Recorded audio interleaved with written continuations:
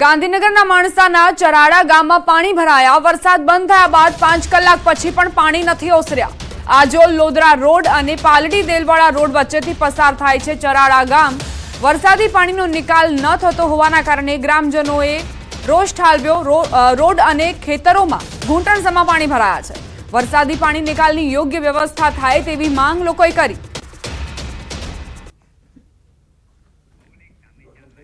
સંવાદદાતા મૌલિક જોડાઈ ગયા છે વધુ જાણકારી સાથે। મૌલિક, અત્યારે ચરાડા ગામમાં શું સ્થિતિ છે અને લોકોએ કેવા પ્રકારની પ્રતિક્રિયાઓ આપી અને રોષ કેવી રીતે ઠાલવ્યો?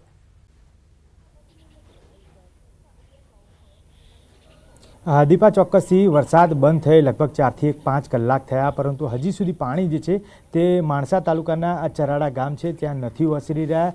લગભગ ઢીચણસમાં પાણી જે છે તે દ્રશ્યમાન થઈ શકે છે। અત્યારે હાલ પણ આપણે ત્યાં જ છે ચરાડા ગામમાં કે ગામથી આસપાસ જે લોદરા અને અન્ય જે ગામોનો જોડતો રોડ છે, આજોલ ગામને જોડતો રોડ, જ્યારે બીજી તરફ આપ દ્રશ્યમાન થઈ શકે છે ચબૂતરો છે તે દેલવાડા અને પાલડી ગામ જતો રોડ છે। આ કનેક્ટિવિટીવાળો રોડ છે કે જ્યાંથી પાણી પસાર થઈ અને આજોલ લોદરા તરફ જતું હોય છે, એટલે પાણી વહેતું પાણી છે, પરંતુ તેની વચ્ચોવચ આવેલું આ જે ચરાડા ગામ છે કે ત્યાં ભારોભાર સમસ્યા છે।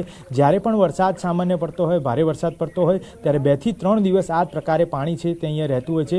કેટલાક સ્થાનિકો જે છે તેમને થતી સમસ્યા વિશે વાત કરીશું આજે, કારણ કે છેલ્લા ઘણા સમયથી આ પ્રકારની સમસ્યાનો સામનો કરી રહ્યા છે। એક વ્યક્તિ આપણી સાથે છે જેમણે ગઈકાલે તેમના માતાને અસ્થિ વિસર્જન કરવા અથવા તો સ્મશાન યાત્રા જે છે તેના માટે ગયા હતા અને કેવી પરિસ્થિતિનો સામનો કરવો પડ્યો હતો। વડીલ, આપ કાલે મધરના સ્મશાન યાત્રામાં ગયા હતા, કેવા પ્રકારની પરિસ્થિતિ હતી? પાણી ક્યાં ક્યાં સુધી હતું? પાણી હતું કમર સુધી પાણી હતું અને વત્તા ટ્રેક્ટરની ટોલી લઈને ગયા। ટ્રેક્ટરના ઉપર પાણી આવી ગયું, બોડી હતી, પાલખી હતી, એના ઉપર બી પાણી આવી ગયું। 4 માણસે પાલખી ઊંચી કરી અને મુશ્કેલ લઈ ગયા સ્મશાન યાત્રામાં। આ તો ટોલી લઈને આવ્યા ત્યારે નગર બધા તો કહેતા હતા પોઝિશન જ નહીં અહીંયા। કાકા, કેટલા સમયથી આ પ્રકારની સમસ્યા છે? ક્યાંથી ક્યાં ગામમાં આ રસ્તો જોડતો છે અને પાણીનું વહેણ ક્યાંથી આવે? પાણીનું વહેણ રાઠોડ પાલરી, દેલવાડા, વ્યાસ પાલરી અને અહીંથી ચરાડાથી ધમેડા જાય, પણ આ તો 3-4 દિવસ આટલું પાણી ભરાયેલું જ રહે છે। આ સમસ્યાનું કોઈ સમાધાન ખરું કે દર વર્ષે આ પ્રકારની પરિસ્થિતિ હોય છે? દર વર્ષે આ જ પ્રકારની સમસ્યા છે। આમાં કોઈ સરકાર કોઈ નિરાકરણ કરતું નથી। વર્ષોથી આ જ છે। 5-6 ઇંચ વરસાદ પડી જાય તો આ રીતે 2-3 દિવસ અહીંયા પાણી ભરેલું જ રહે છે। અહીંયા કોઈ નિરાકરણ આવતું નથી। અવરજવર ખેતરમાં અવરજવર બધું બંધ થઈ જાય છે અને લોકો મુશ્કેલીમાં મુકાઈ જાય છે। અત્યારે હાલ ખેતર જે છે તેમાં બધી જગ્યાએ પાણી જોવા મળે, પાણી ભરાયેલું જ છે। કોઈ અધિકારી મારા અહીંયા 1 વીઘો જામફળી વાયેલી છે, તે ટોટલી મુરેડીથી ફૂટીને પડી ગઈ છે બાગાયતમાં। એટલે સામાન્ય રીતે જો વરસાદ પડતો હોય ત્યારે તો આ પ્રકારની પરિસ્થિતિ હોય, પરંતુ ભારે વરસાદની આગાહી બાદ પણ આ પ્રકારની પરિસ્થિતિ છે। લોકોનું કહેવું છે કે ભારોભાર સમસ્યા છે, દર વર્ષે આ પ્રકારની સમસ્યા હોય છે। સરકાર આ બાબતે કોઈ ચોક્કસ નિરાકરણ લાવે અથવા તો પાણીનું વહેણ જે છે તે બદલવા માટે કોઈ યોગ્ય યોજના જે છે તે બનાવે તે જરૂરી છે। દીપા, મૌલિક, અત્યારે એટલે લોકોની પ્રતિક્રિયાઓથી તો એ જ અંદાજ આવે છે કે લોકોએ પણ હવે પ્રશાસન પાસેથી આશાઓ નથી રાખી। તેમનું કહેવું છે કે 2-3 દિવસમાં આ પાણી ઓસરી જશે, એટલે આપમેળે જ ઓસરશે। કોઈ આશા નથી કે અધિકારીઓ અહીં આવશે અને કામગીરી કરશે। ચોક્કસથી ગ્રામજનો છે બિલકુલ એ જ બાબતે ચર્ચા વિચારણા કરી રહ્યા છે, વાતચીત કરે છે, અનેક વખત રજૂઆત કરી છે। તે લોકોનું કહેવું એમ છે કે માત્ર 2-3 દિવસ પાણી જે છે તે દર વર્ષે રહેતું હોય છે, એટલે કદાચ આ વખતે વધુ વરસાદ પડે એના કારણે આ ઢીચણસમાં પાણી જે છે તે હોઈ શકે છે। પરંતુ ફરી એક વખત જાણવાનો પ્રયત્ન કરીએ કેટલાક મહિલા છે, મહિલાઓની સાથે, કે કેટલા સમયથી આ પ્રકારની પરિસ્થિતિ છે, આગળ કોઈ રજૂઆત કરી છે કે કેમ? આંટી, કોઈ દિવસ આગળ સરકારમાં કે અન્ય કોઈ જે અધિકારીઓ અહીંયા નેતાઓ આવે એમને કોઈને રજૂઆત કરી? ના, કરી જ નથી, કશી રજૂઆત કશી જ નહીં કરી। અમાર જાનવર તારે ભૂસે મારું છે, અત્યારે ક્યાં જઈને ચાલ લાવી, ક્યાંથી નાખવું, એ કોઈ નહીં અમારા પ્રકાર, કોઈ આધાર જ નથી। અહીંયા કોઈ આવે છે ખરા જોવા? કોઈ આવતું જ નથી ને, હજુ કોઈ આવ્યો જ નહીં, સાહેબે નહીં, કોઈ નહીં। આભાર મૌલિક જાણકારી આપવા માટે। બુલેટિનમાં અત્યારે બસ આટલું જ। વધુ અપડેટ્સ માટે આપ જોતા રહો ન્યૂઝ 18 ગુજરાતી।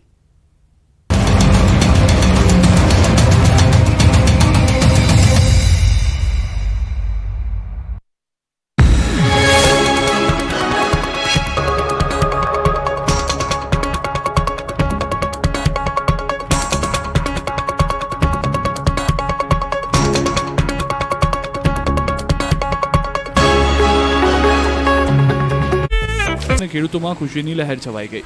બોટાદમાં પણ વરસાદે એન્ટ્રી મારી. અનેક વિસ્તારમાં ધોધમાર વરસાદ ખાબક્યો.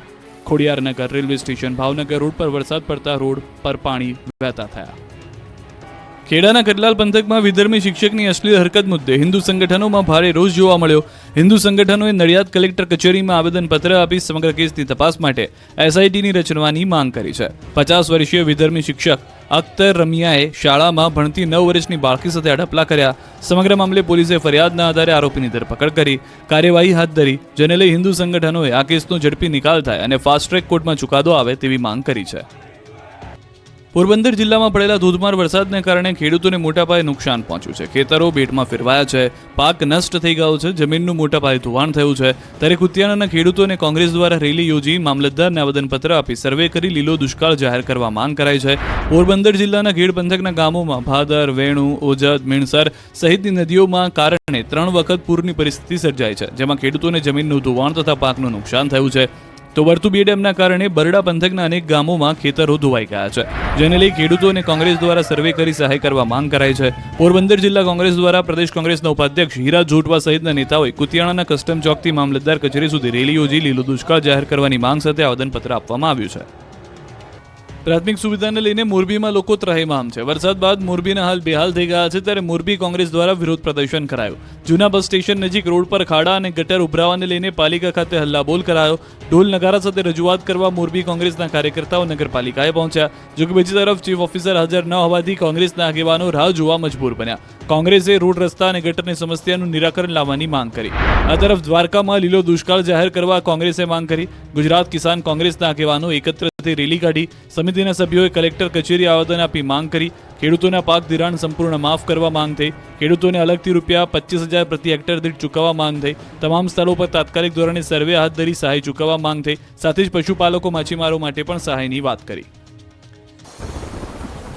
સાબરકાંઠાના ઈડરની પાંજરાપોળમાં ગાયો ફસાઈ. વરસાદી પાણી ભરાતા વાડામાં રહેલી ગાયો ફસાઈ. પાંજરાપોળના માણસોએ તાત્કાલિક ગાયોને વાડામાંથી સલામત રીતે બહાર કાઢી. બોટાદ બાદ જિલ્લાના બરવાળા પંથકમાં વરસાદ. બરવાળા શહેરની મોચી બજાર, ઓકડિયા, હનુમાનજી મંદિર સહિતના વિસ્તારોમાં ઢીચણસમા પાણી વહેતા થયા. રાજકોટના ગ્રામ્ય વિસ્તારમાં બીજા દિવસે વરસાદી માહોલ. જેતપુરમાં સતત બીજા દિવસે પવન સાથે ધોધમાર વરસાદ પડ્યો. તીનબત્તી ચોક, સ્ટેન્ડ ચોક, મતવા શેરીમાં ધોધમાર વરસાદથી પાણી ભરાયા. અમરેલીના રાજકમલ ચોકમાં વરસાદી પાણીના તળાવ જેવા દ્રશ્યો. નગરપાલિકાની પ્રી મોન્સૂન કામગીરીની ખુલ્લી પોલ. વરસાદમાં પાણી વહેતા થતા લારી ધારકો મુશ્કેલીમાં મુકાયા. મોડાસાના સાયરા પાસે કોઝવેમાં કાર તણાતા બચી. સાયરાથી બ્લોક ફેક્ટરી વચ્ચેના કોઝવે પર ધસમસતા પાણી વહેતા થયા. માઝુમ ડેમ પાસેનો કોઝવે પાણીમાં ગરકાવ થયો. ઈડરમાં મેઘરાજાની ધમાકેદાર બેટિંગને લઈને સ્ટેટ હાઈવે પર પાણી ભરાયા. વાહન ચાલકોને પારાવાર હાલાકી. હાઈવે રોડ પર વરસાદી પાણી ભરાતા તંત્ર દ્વારા કરાઈ કામગીરી. અમદાવાદ ઉદયપુર નેશનલ હાઈવે પર વરસાદી પાણી ભરાયા. હિંમતનગર શહેરના સહકારી જેન નજીક રોડ પર પાણી ભરાયા. નેશનલ હાઈવે પર પાણી ભરાતા વાહનોના પૈડા ડૂબ્યા. નમસ્કાર, આપ જોઈ રહ્યા છો ગુજરાતની number 1 news channel news 18 Gujarati. આપણું ગુજરાત સાથે હું છું સિદ્ધાર્થ ધોળકિયા. મહત્વના સમાચારથી શરૂઆત. કીમથી ઓલપાડ જવાનું હોય તો ન જતા, રોડ પર છે જળ કરફ્યુ. ભરૂચમાં આપ ફાટ્યા બાદ કીમ નદીના પાણી આખા પંથકમાં ફરી વળ્યા છે. પાણીએ રોડ પર એવો કબજો કર્યો છે, વરસાદના વિરામ બાદ પણ પાણી ઓસરી નથી રહ્યા. કીમ વિસ્તારના રસ્તાઓ 48 કલાકે પણ પાણીમાં ગરકાવ છે. કીમથી ઓલપાડ નજીકના રસ્તા પર જ્યાં નજર કરો ત્યાં પાણી જ પાણી નજરે પડી રહ્યું છે. મુખ્ય રોડ પર આવેલું વડોલી ગામ બેટમાં ફેરવાયું છે. 5 ફૂટ સુધીના પાણી ભરાઈ જતા લોકો ઘરમાં પુરાયેલા છે. ચારે તરફ પાણીનું સામ્રાજ્ય છવાતા ભારે નુકસાન થયું છે. લોકો કમર અને છાતી સુધીના પાણીમાં અહીંયા ફરતા જોવા મળ્યા. વડોલી ગામમાં થઈને પસાર થતો કોસ્ટલ હાઈવે પાણીમાં ગરકાવ થતા એક જ ગામના 2 ફળિયા સંપર્ક વિહોણા બન્યા. આ તરફ વડોલી ગામની સરકારી શાળા પાણીમાં ગરકાવ છે. સરકારની શાળાની બાજુમાં આવેલી